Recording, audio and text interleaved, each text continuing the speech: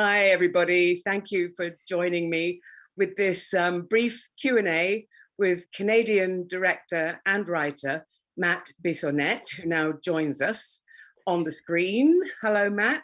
Are you there? Hi, Kate. Hi, I am here. Okay. Yeah. Do you prefer Matt or Matthew? Let's stick with Matt. We'll keep everything short and snappy. Okay. Well, welcome to Galway. Even though it's only virtual, but I guess actually it's welcome back to Galway, because part of this wonderful film I've just watched was filmed here on the West Coast. It was a great shoot. We were there for about 2 weeks, maybe 3 weeks. We came and did a week of prep in November, and then shot, I believe, in May and June. And I loved it. I love Galway. I love shooting in Ireland. I want to say thank you to the Irish funders, so Screen Ireland and the Rap Fund, and particularly to the Irish side of the production. Martina Island, the producer, was amazing.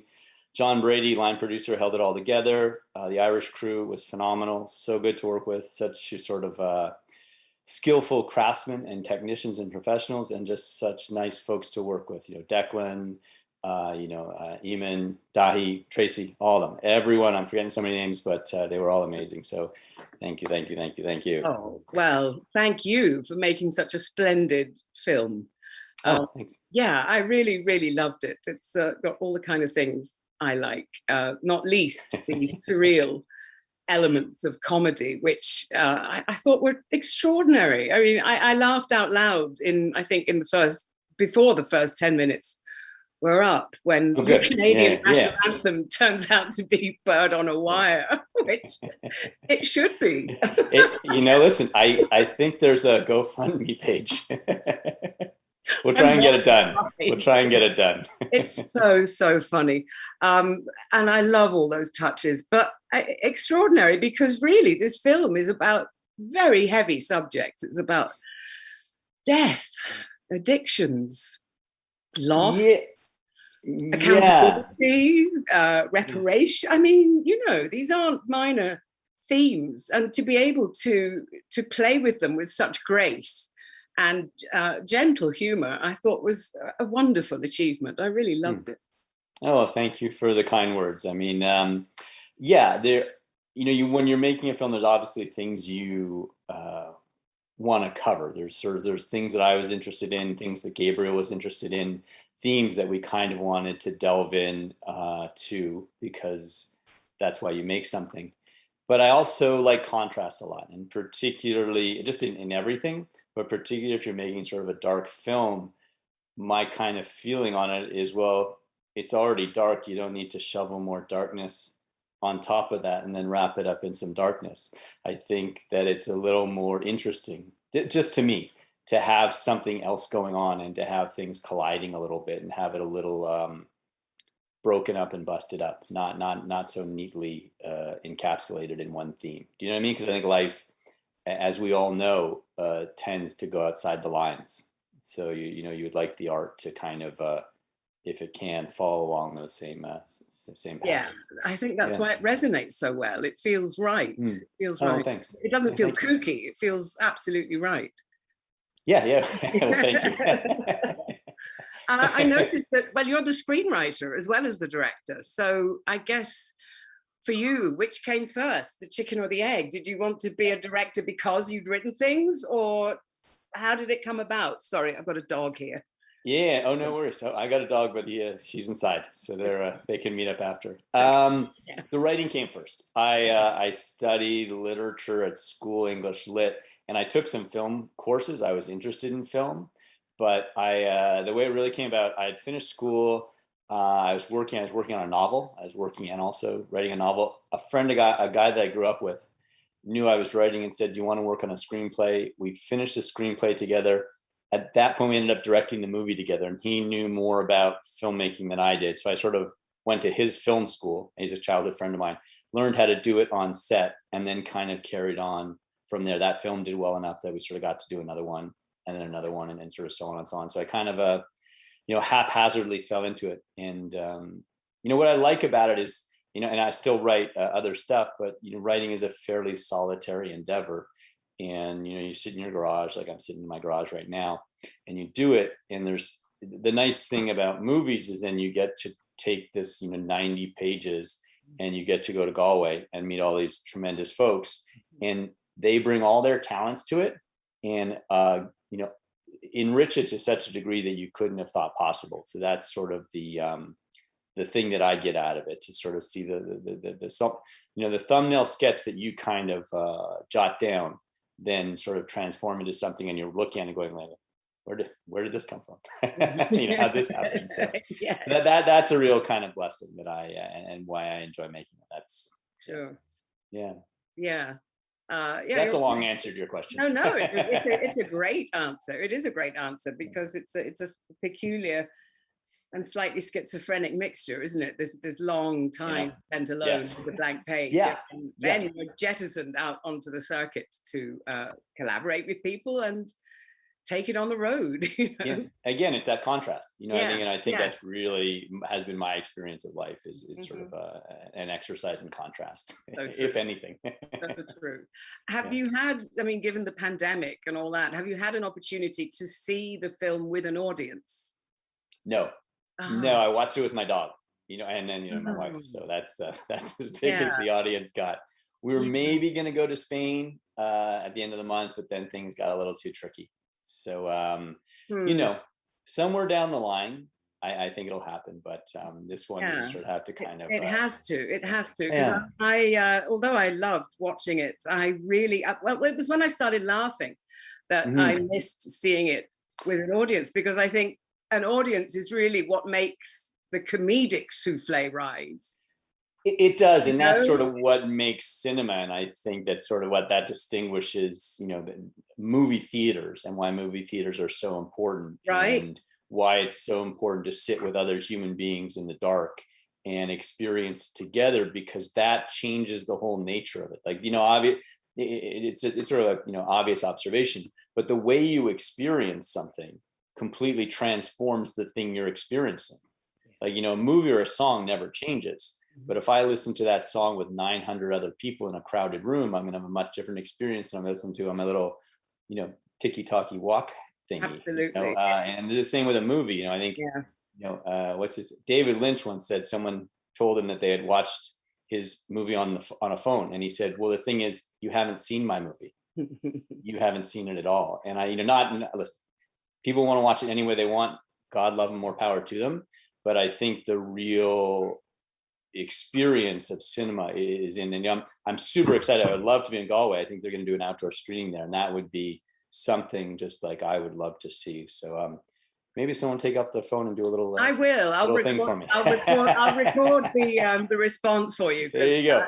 I can watch it on my phone and not experience it. So I think it's going to go well. I think it's going to get a lot of laughs. I really do. Good. It's lovely. It's so funny. And I do like as well that you managed to slip in an Edmund Kean line into one of the scenes. Dying is easy, comedy is hard. And I think it's made harder by the lack of an audience, so it's going to be a great screening. I'm pretty sure of that. I certainly hope so. You really hope so. Yes. So I can't help but notice from your filmography as well as this piece that Leonard Cohen is something of a muse for you. Yeah, kind of in a way. I think that mostly stems from growing up in Montreal, and he's sort of a presence in Montreal when you grow up. And I was like a young punk rock kid, so not that much. He was into the Clash and Stiff Little Fingers, that kind of stuff when I was a young man. And I like Cohen. Cohen wasn't groovy. He wasn't cool. My mom. I heard it around the house. I heard Dylan around the house. Like old people music. Yeah, well, I'm old, so I certainly count myself among the old. But I was listening to it around the house, and then as I got older, I got more into it and started. And I studied literature at school, and I took a bunch of poetry classes, and I actually I've read most of his poetry, and that kind of made quite a profound impact on me in my early 20s. And then the music sort of slipped in and became sort of a bigger and bigger part of things. And as you get older, at least in my experience, the things he's talking about start to resonate more and more and more the older you get. And so he's kind of like this omnipresent kind of thing in Montreal, sort of patron saint or something like that. Which then he sort of looks like at your opening shot after, during the credits, the Gable mural. is sort of beatific. Yeah, and I wanted to sort of have that sort of sense, but also sort of play with it. I think one thing that's nice about Montreal, and I kind of noticed this when I was in Ireland as well, you don't want to take it too seriously. And your heroes need to be muddy, and actually you probably don't need heroes. Do you know what I mean? You just let they're just other people who have done these interesting, remarkable things, but you don't really need to, I'm not that into heroes. So I think that, and I don't think Cohen was either. I was about to say, I don't think he would have been either. No, because you don't, it's just you in the end. So that's, and I think his stuff was pretty concerned with that. That whether that's a struggle or whether that's reality, just, who are you? What are you doing? That kind of, those kind of things. Anyhow. Yeah.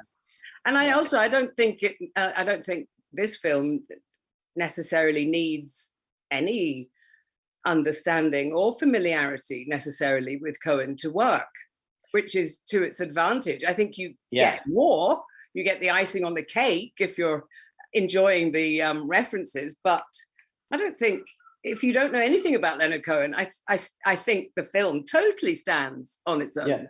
No, I agree. The movie's not about Leonard Cohen.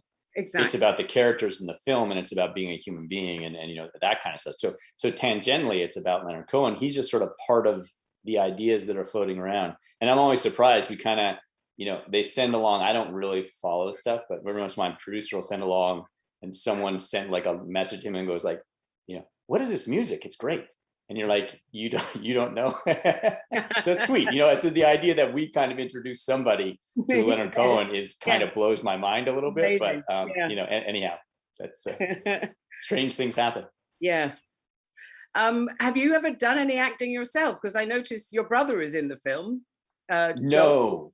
Joel's been in 3 of my films, and it's great to work with. Yeah. What's it like? Okay, are you directing your brother? Are you the older brother? How does that work?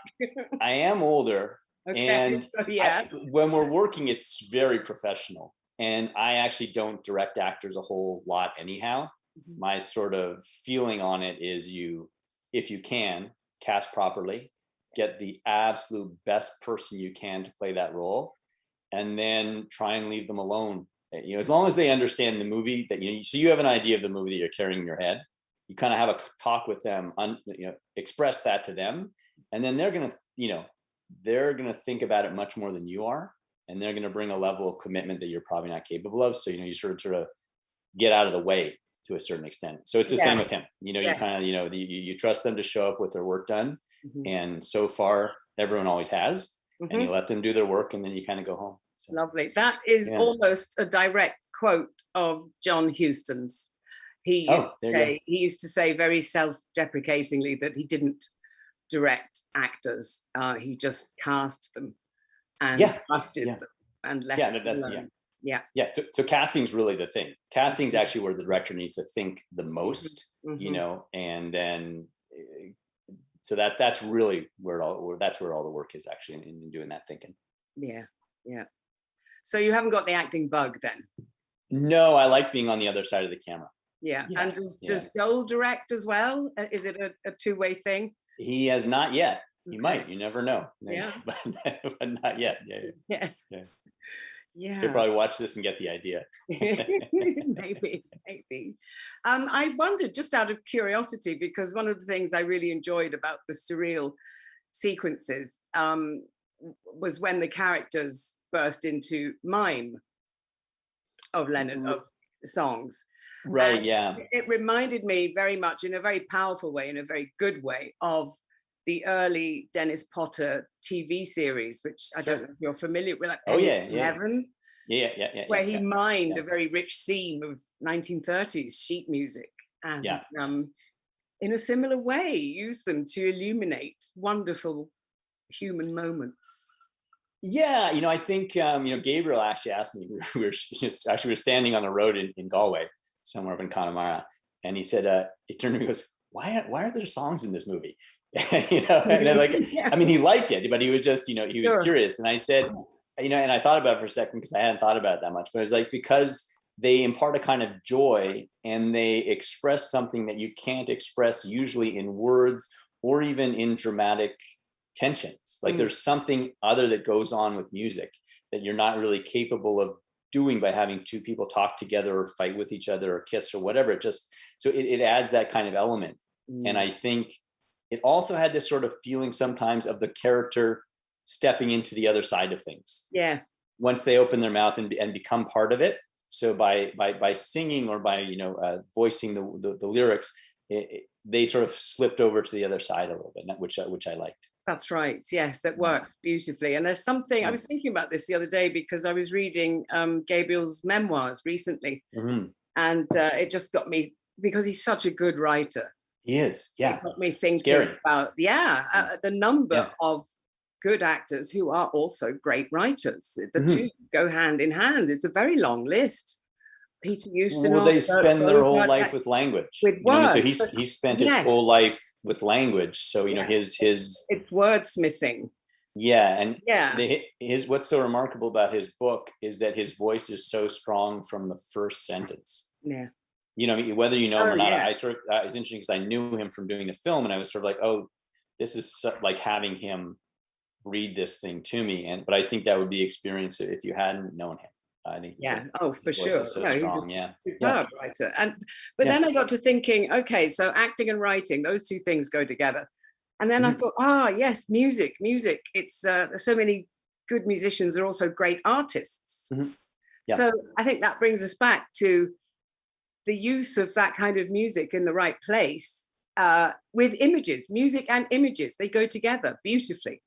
Sure. I mean, I have always used a lot of music in the films that I've made. It's always sort of how I've done it. And I do remember there was a theater, a repertory theater right near where I grew up. It's since closed. And I was around 15. I went to see Apocalypse Now on a Friday night.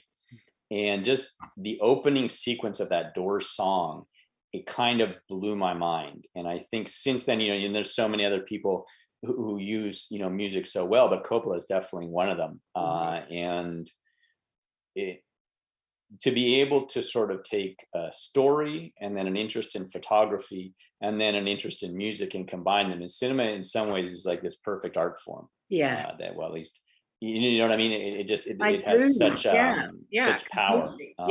Yes. And then and I love that. I love having. I just love having music, whether it's score. I mean, again, Stephen Rennick, amazing composer, also Irish, who did just a great job on the film. So thank you, Stephen. Whether it's the score or whether it's a source music that we bring in or songs that we bring in, that to me is as important as any other portion of the film. Yeah, I agree, and I think you handled it absolutely superbly. It's lovely to see that kind of craftsmanship, really. And thank you so much for spending some time with us and for letting us screen your wonderful film. I can't really think of anything else to say except thank you so much. I wish you could be here in the flesh, but don't come back to Galway without letting us know, please.